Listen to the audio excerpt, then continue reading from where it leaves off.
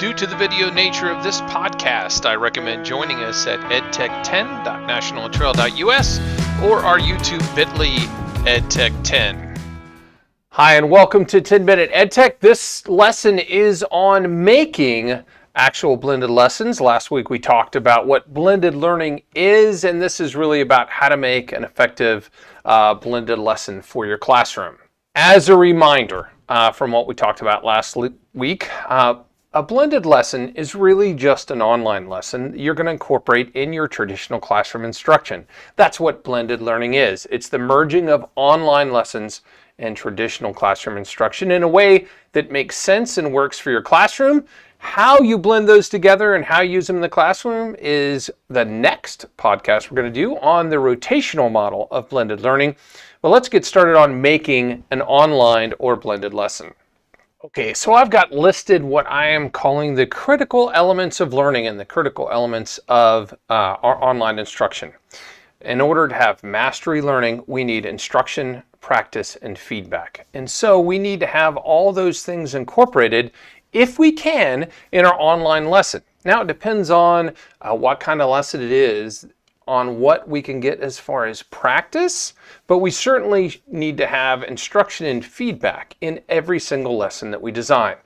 Let's take a look at what I mean by instruction before we talk about practice and feedback. So when it comes to instruction, and I've said this before, I think video is the best kind of instruction. However, I don't just do video. I have video with text, with audio, all integrated together in my instruction. And I have a little graphic down here that is the UDL graphic pointing out the different universal design for learning ways to instruct. And of those 5 in that graphic, 4 of them are all available for online learning. Digital text that allows those readers that are struggling readers to use screen readers. Audio, video, and images all can be incorporated into an online learning module. So we want to make sure if we use video and any of these tools, that they're accessible from any device. And that's why all my videos get initially posted to YouTube and then integrated into whatever lesson, wherever it is. That way, if a student's on a tablet, on a phone, on a laptop, on an iPad, it doesn't matter.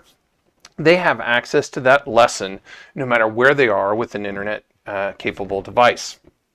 So video obviously uses images and audio integrated in with video, which is why I think video is so important. And that's why in one of the previous podcasts, I talked specifically on how to green screen, how to get high quality, high resolution videos like this one, so that students can clearly see what you're presenting and clearly hear you. And that's the point of that one. But when we talk about video, I want you to think UDL, and I want you to think both personally made videos and videos that are available on the internet. There's nothing wrong with using someone else's instruction. There is something wrong with only using someone else's instruction.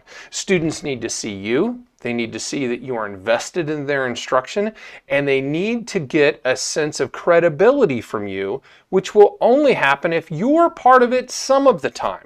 I'm not even saying 90% of the time, although in my case, 75% is me, 25% is other online video sources that I watch personally and I really like, that I'll incorporate into my lessons.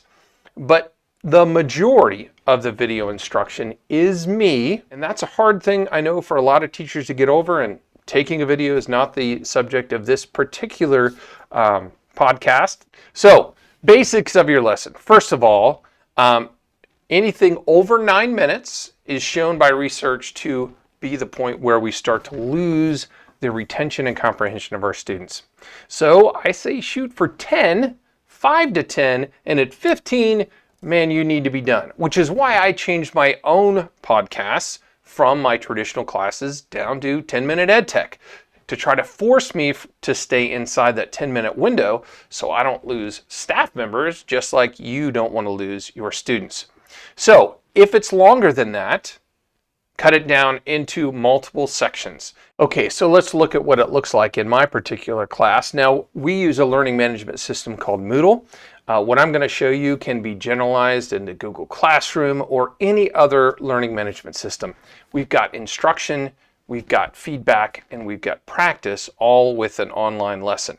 In my case, you can see these class activities right here are what used to be classroom lectures in my class, where I might have only had 2 days or 3 days worth of lecture, and I've gone through and I've broken them down into much smaller sections so that when I get done talking about part 1, I stop, and whether the students are in class with me or online, they're going to get the same class instruction, they're going to do the same class exercise, and we'll have a chance to get class feedback in any case. So if they were, for instance, on the first section on the CPU socket, here's the exercise, and if they click on the link, it takes them to where I've already pre-recorded the exact same lecture I would have given in class. So if a student's online, or I want to do it as a blended learning activity, if I want to flip the classroom, all those things we'll talk about in how to implement blended learning, but all those things I can do with the exact same module that I have set up. Students can watch the video, or if they are already in the classroom, then they proceed on to the textual part that I want them to read, as well as a follow-up video that's not me. And like I said, I have about 75% of my video is me, but about 25% is not me. It's other videos that are high quality that I've proofed and put in my classroom for students to watch as well. Now, when they're done with that, this is an actual activity. They would click down here and they would take a quiz. And the quiz would give me immediate feedback, and they're only worth 10 points. And of that 10 points, all those feedbacks together, only 10% of my class.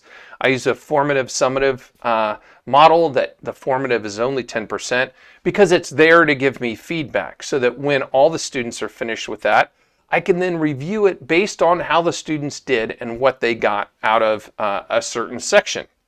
So that's one way that you can build a blended learning lesson. Let's look at ones that are just a little bit more specific. So here's my chapter 7, and you can see it's also broken up the same way. Everything stays very standardized in my classroom as far as the way it looks. And if we look at this one, we know that this section, if I click on it, goes directly to the video of instruction on the hard drive purpose and sizes. So every single one is broken up to a very small section. Let's see how big this particular video is. It is 7 minutes and 39 seconds long. So they would do that 7 minutes and 39 instruction of video and then go right into the quiz. So as a recap, I use online video with supporting text. I follow that video up with some kind of assessment or activity in the class. It doesn't have to be on the computer. If you're doing it in your classroom, it can easily be on paper and pencil. If you're doing it purely online, then it probably makes sense for it to be an online activity. And then some way for me to get and give feedback to my students, which could be another Cognitive module that I use in our learning management system as well.